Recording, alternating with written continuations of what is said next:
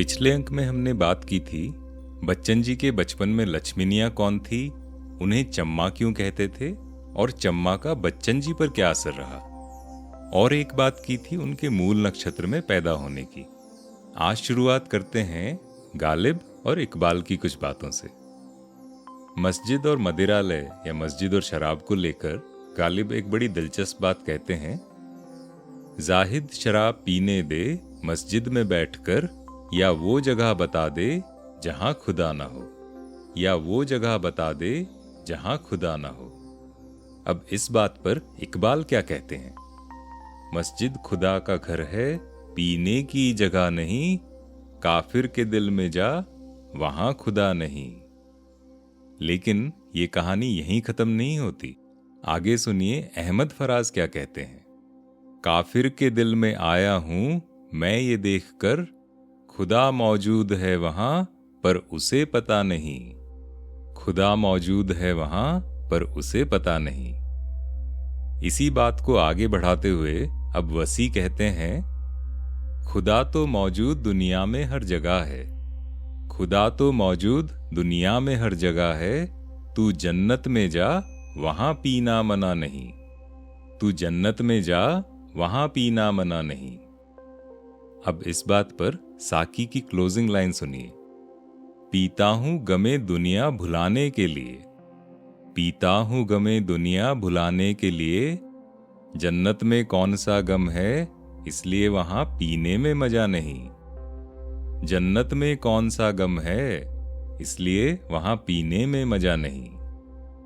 ये तो हुई कुछ शायरी, किंतु भावार्थ सब बातों का एक ही है कि खुदा तो हर जगह मौजूद है, चाहे मस्जिद हो या मदिरालय, और जन्नत भी वहीं बन जाती है जहां आपका मन प्रसन्न हो। कुछ ऐसा ही हमारी और आपकी मधुशाला भी कहती है। सजे न मस्जिद और नमाजी कहता है अल्लाह ताला। सजे न मस्जिद और नमाजी कहता है अल्लाह ताला। सज धज कर पर साकी आता बन ठन कर पीने वाला। यानी मस्जिद में तो ऐसा होता है कि कोई सजावट नहीं है और वहां पे नमाजी अल्लाह ताला की आवाज देता है, लेकिन मधुशाला में साकी आता है सज धज कर और पीने वाला आता है बन ठन कर। सजे न मस्जिद और नमाजी कहता है अल्लाह ताला। सज धज कर पर साकी आता बन ठन कर पीने वाला। शेख कहां तुलना हो सकती मस्जिद की मदिरालय से। शेख कहां तुलना हो सकती मस्जिद की मदिरालय से। चिर विधवा है मस्जिद तेरी सदा सुहागिन मधुशाला। चिर विधवा है मस्जिद तेरी सदा सुहागिन मधुशाला। जैसा शुरू में कहा, खुदा या भगवान वो तो सब जगह है, चाहे मस्जिद, मंदिर और चर्च चले जाएं या मदिरालय। हाँ, मदिरालय में सब लोग एक समान होते हैं। कवि कहते हैं कि चाहे मंदिर मस्जिद में उदासी छा जाए, लेकिन मधुशाला हमेशा जगमग रहती है। दिन को होली रात दिवाली रोज मनाती मधुशाला। और जहां संतुष्टि मिलती हो वही मदिरालय है, वही स्वर्ग, वही मधुशाला। हमारी आम बोलचाल की हिंदी में एक कहावत होती है, खाया पिया कुछ नहीं गिलास तोड़ा 12 आना। यानी जिसने कुछ किया ही नहीं फिर भी दुनिया को कोसता रहे, वो तो मतवाला या पागल ही होता है। ये हम नहीं कहते, ये मधुशाला कहती है। बिना पिए जो मधुशाला को बुरा कहे वह मतवाला। यानी अभी तक जिसने कुछ पिया ही नहीं और वो मधुशाला को बुरा कह रहा है, वह तो मतवाला ही हुआ। बिना पिए जो मधुशाला को बुरा कहे वह मतवाला। पी लेने पर तो उसके मुंह पर पड़ जाएगा ताला। पी लेने पर तो उसके मुंह पर पड़ जाएगा ताला। दास द्रोहियों दोनों में है जीत सुरा की प्याले की।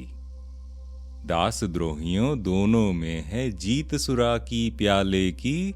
विश्व विजयिनी बनकर जग में आई मेरी मधुशाला।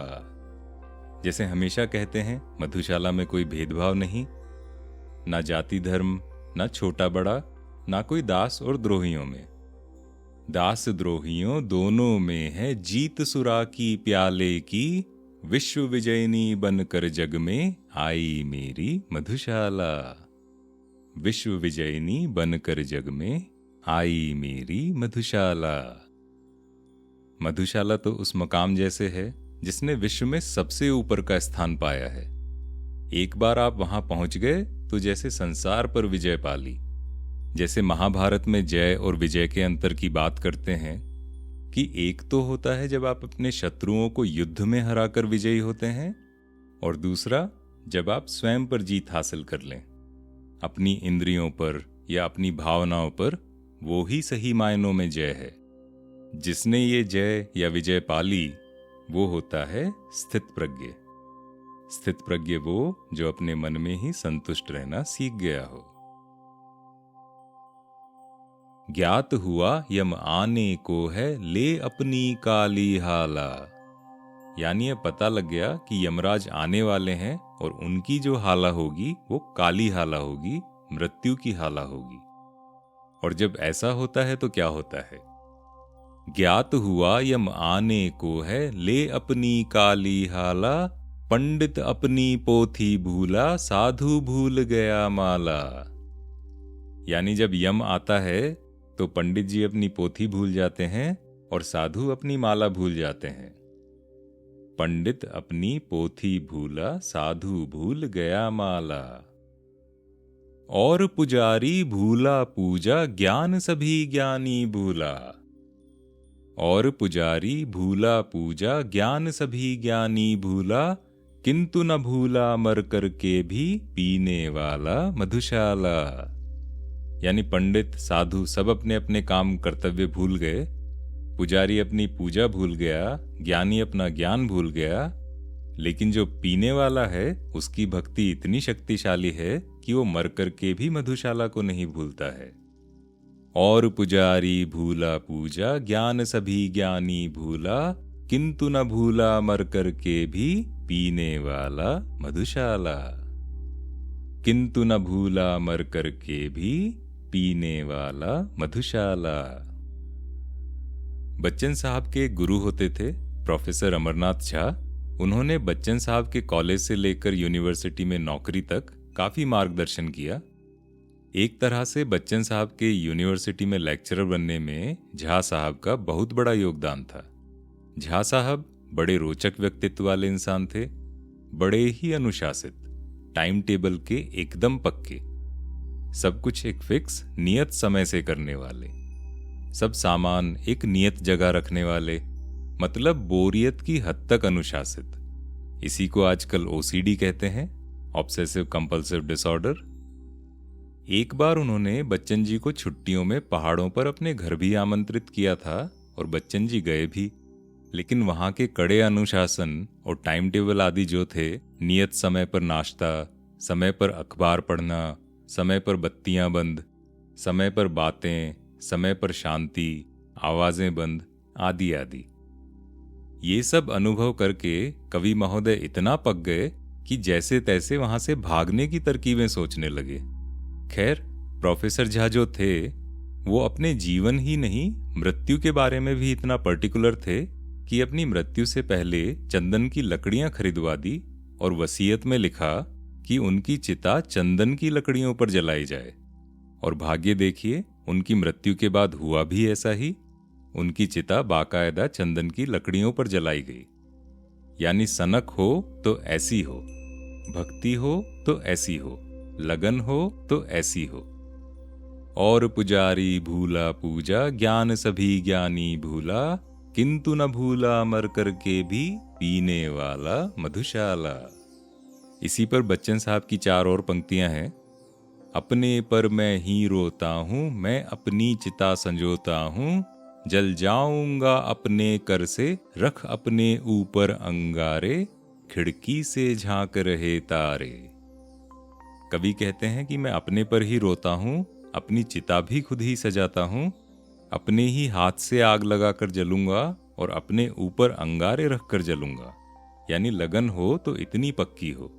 अपने पर मैं ही रोता हूं, मैं अपनी चिता संजोता हूं, जल जाऊंगा अपने कर से, रख अपने ऊपर अंगारे, खिड़की से झांक रहे तारे। फिलहाल यहीं विराम।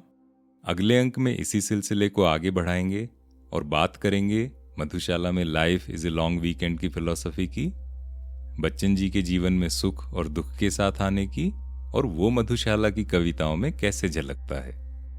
मैं हूं अरिसूदन और इस पॉडकास्ट में हम बात करते हैं बच्चन जी की मधुशाला की, मधुशाला से जुड़े किस्से कहानियों की, कुछ जीवन अनुभवों की और कुछ भावार्थों की। बताइएगा ये पॉडकास्ट आपको कैसी लगी। तो मिलते हैं अगले अंक में। तब तक सुरक्षित रहें, प्रसन्न रहें और चाय कॉफी पीते रहें।